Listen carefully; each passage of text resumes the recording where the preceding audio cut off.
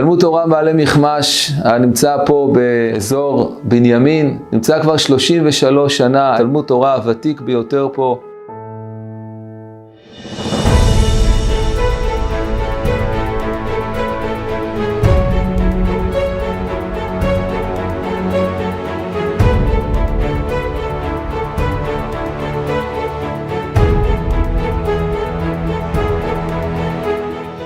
בתלמוד תורה שלנו הלימוד הוא מתוך שמחה, מתוך אהבת התורה, מתוך אהבת התלמידים. כל הלימוד בכיתה הוא בא לידי ביטוי גם בצורה חווייתית. אחד הדגשים אצלנו בכיתה ואצלנו בתלמוד תורה זה הדיבוק חברים. בכיתה א' אנו משתדלים במיוחד שתהיה לתלמידים העיקריים התחלה רכה ונעימה. אנחנו מכניסים אותם ללימוד החומש בהדרגה ומשתדלים להרבות בחוויות ובשמחה לאורך כל השנה.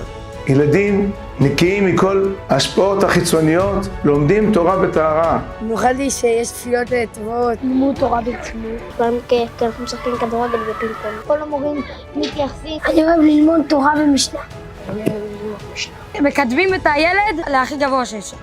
אנו ברוך השם מתחילים מגן חובה, מתוך גן החובה ממשיכים כיתות היסוד. כיתות היסוד מתחנכות לפי שיטת ברקאי, אשר לב השיטה שינון התורה, לימוד התורה בשמחה,